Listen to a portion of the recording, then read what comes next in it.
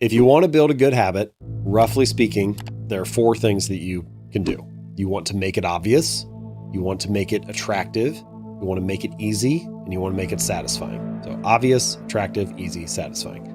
Now, if you're sitting there and you're thinking, how can I get myself to meditate more? You can just turn those into questions and you can say, how can I make the behavior more obvious? How can I make it more attractive? How can I make it easier? How can I make it more satisfying? And you'll start to notice different things that you could do. So for example, how can I make meditation more obvious? Well, do you have a clear space where you're going to do this? Like maybe you need a meditation pillow and it's in the corner of your bedroom or it's in the corner of some other room that is the dedicated meditation space. And this is exactly where it happens. So it's obvious where the behavior is going to occur. Make it attractive. There are many different types of meditation, and there are a lot of ways to get into it. And this is true for any habit, by the way. For some reason, I think we often choose habits that we feel like we should do, but it's not necessarily the one that we want to do individually. And there may not necessarily be 1,000 ways to do everything in life, but there's almost always more than one way. And you should choose the version that you're most genuinely excited about, that is most appealing and interesting to you. Because if you're genuinely interested in it, then even there's going to be all kinds of ways to improve. You'll find all sorts of things that you could refine or make it better. But if you're not actually interested, if you're not genuinely engaged in the task, even the obvious stuff is going to feel like a hassle. It's going to feel like a chore, even if it's straightforward. So do you want a guided meditation? Maybe it'd be nice to have somebody kind of walk you through it. Or do you want to find a meditation that has lovely music associated with it? Do you not want anything? Do you just want silence and you want to be able to hear yourself think for a minute or listen to your own breath for 5 minutes? And that's kind of the objective. But what sounds most attractive and appealing to you? Try to find a version of the habit that you're actually interested in.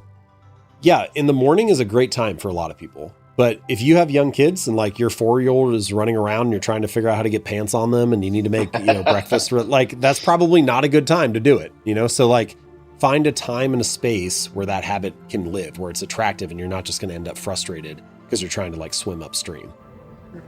Make it easy. So rather than doing 15 or 20 minutes or 30 minutes of meditation, which, hey, that sounds great because your favorite guru does it. But listen, why not just do 60 seconds? Because if you can master the art of showing up, if you can just do it for a minute and actually stick to that day in and day out, then you're starting to build the habit. And now you have something you've gained a foothold and you can advance to the next level. One of the things that I recommend in the book is called the 2-minute rule. And it says, just take whatever habit you're trying to build and you scale it down to something that takes 2 minutes or less to do. So read 30 books a year becomes read 1 page, or meditate, 5 days a week for 30 minutes becomes meditate for 60 seconds. And you're just trying to master the art of showing up. A habit must be established before it can be improved. It's got to become the standard before you worry about optimizing it into some perfect thing. So make it easy to do, make it easy to show up. And then the final thing is make it satisfying. Now, if you've done those first 3 steps well, it's obvious, it's an attractive version of it, it's pretty easy to do, you're probably going to feel pretty good about yourself because you're at the end of the meditation session now. So that'll probably be pretty satisfying.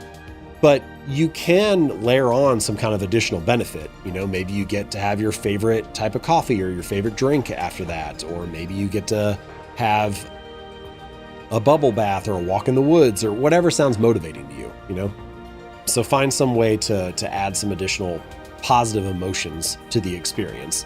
Because if you feel good about it, you're going to want to repeat it.